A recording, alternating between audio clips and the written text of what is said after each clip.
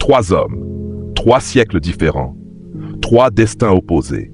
Le premier était esclave, enchaîné, battu, il n'avait littéralement rien. Le deuxième était l'homme le plus riche de son époque, conseiller d'empereur, propriétaire de palais. Le troisième était l'empereur lui-même, le maître du monde connu, commandant de légions innombrables.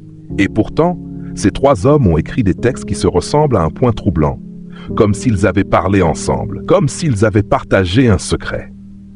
Ce secret, une seule idée, formulée différemment par chacun d'eux, est considérée aujourd'hui par des psychologues, des philosophes et des leaders du monde entier comme la définition la plus juste du bonheur que l'humanité ait jamais produite. L'esclave s'appelait Épictète, l'homme riche s'appelait Sénèque, l'empereur s'appelait Marc Aurèle. Et leur vérité commune, celle que je vais te révéler aujourd'hui, va probablement contredire tout ce que tu crois sur le bonheur, tout ce que la société t'a appris à chercher, tout ce qu'on t'a dit de désirer.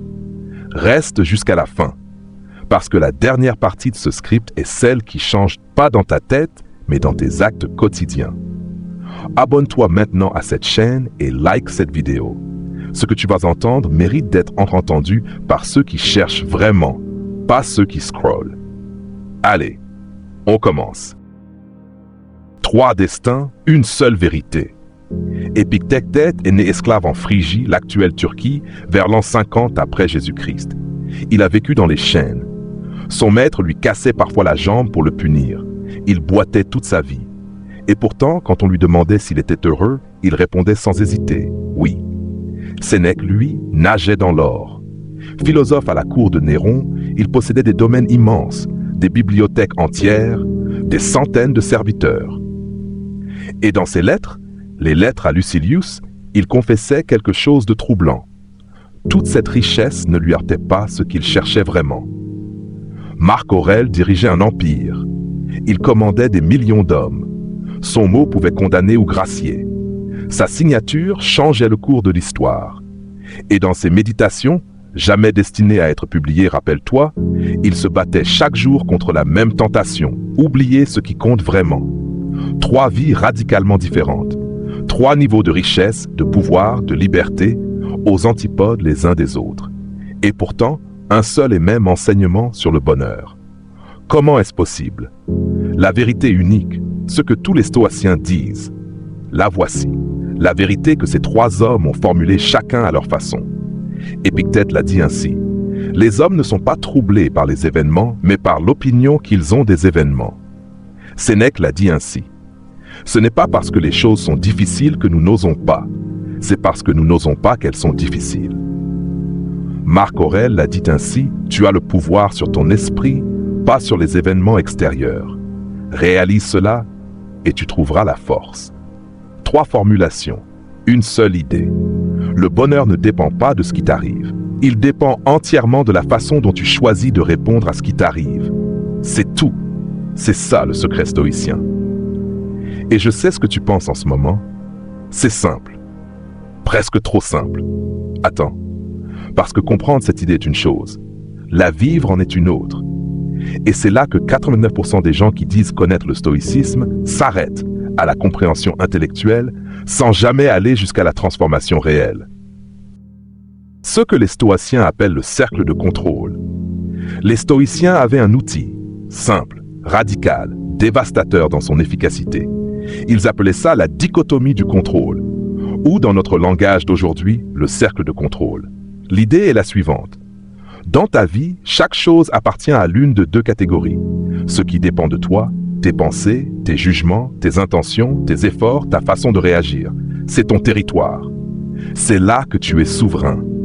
Ce qui ne dépend pas de toi, le comportement des autres, les événements extérieurs, la maladie, la mort, la météo, l'économie, le regard des autres.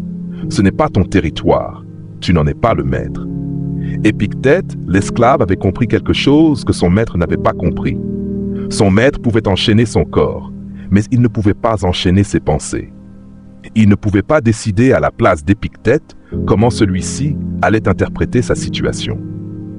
Et c'est dans cet espace, l'espace entre l'événement et la réponse, qu'Épictète avait installé toute sa liberté. Voilà pourquoi un esclave pouvait être plus libre qu'un empereur. Voilà pourquoi un homme sans un centime peut être plus heureux qu'un millionnaire. Parce que le bonheur n'est pas dans les circonstances. Il est dans le choix. Ce que la psychologie moderne confirme. Et si tout ça te semble abstrait, voici ce que la science dit aujourd'hui. Le docteur Martin Seligman, fondateur de la psychologie positive à l'Université de Pennsylvanie, a passé des décennies à étudier ce qui rend les êtres humains durablement heureux. Ses conclusions rejoignent les stoïciens point par point. Le bonheur durable, selon ses recherches, ne vient pas des circonstances externes, richesse, statut, beauté, succès. Il vient de 3 choses, le sens, l'engagement et les relations. Le sens, savoir pourquoi tu fais ce que tu fais. L'engagement, être pleinement présent dans ce que tu fais. Les relations, être connecté profondément aux autres. 3 choses qui ne coûtent rien. 3 choses qui dépendent entièrement de toi. Les stoïciens l'avaient dit 2000 ans avant Seligman. Sans laboratoire, sans subvention de recherche, avec juste l'observation honnête de leur propre expérience humaine. Et une étude de l'université Harvard, la plus longue étude sur le bonheur jamais menée, 85 ans de suivi sur des centaines de personnes, a confirmé la qualité des relations humaines est le seul prédicteur fiable du bonheur à long terme. Pas l'argent, pas le statut, les liens. Épictète, Sénèque, Marc Aurèle, ils souriaient de loin. Les 3 pratiques stoïciennes du bonheur quotidien. Maintenant, du concret. Comment appliquer tout ça dans ta vie dès aujourd'hui? Pratique numéro 1, le filtre du matin. Chaque matin, avant de commencer ta journée, pose-toi cette question stoïcienne. Parmi les choses qui m'attendent aujourd'hui, lesquelles dépendent vraiment de moi? Identifie-les. Focalise ton énergie là-dessus. Tout le reste, lâche-le.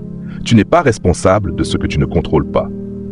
Pratique numéro 2, la pause entre le stimulus et la réponse. Quand quelque chose t'énerve, te blesse, te frustre, avant de réagir, prends une respiration. Une seule. Et demande-toi, est-ce que ma réaction va changer la situation ou est-ce que je vais juste ajouter de la souffrance à de la souffrance? Marc Aurèle appelait ça s'arrêter à la porte de la colère, ne pas entrer dedans impulsivement.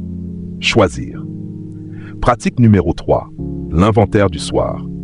Chaque soir avant de dormir, Sénèque se posait 3 questions. Qu'est-ce que j'ai mal fait aujourd'hui?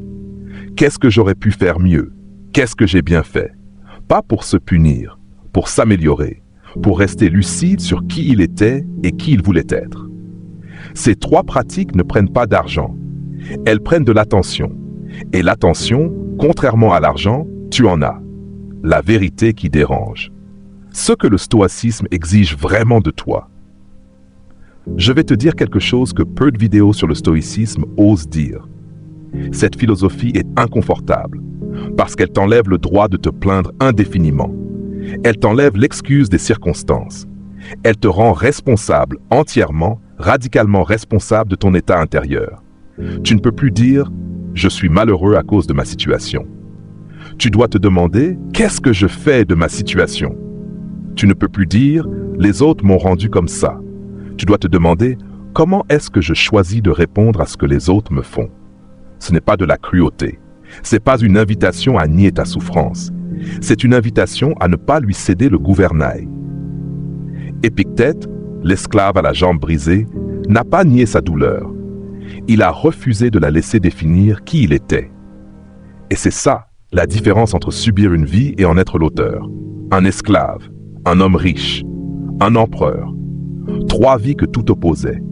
Un seul et même bonheur, trouvé au même endroit. Pas dans ce qu'ils avaient, dans ce qu'ils choisissaient de penser, de ressentir et d'être, chaque jour face à chaque épreuve. Le stoïcisme ne te promet pas une vie sans douleur. Il te promet quelque chose de plus précieux, une vie où tu n'es plus à la merci de ce qui t'arrive. Et si tu ne retiens qu'une seule chose de cette vidéo, que ce soit celle-là, entre ce qui t'arrive et ta réponse à ce qui t'arrive, il y a un espace.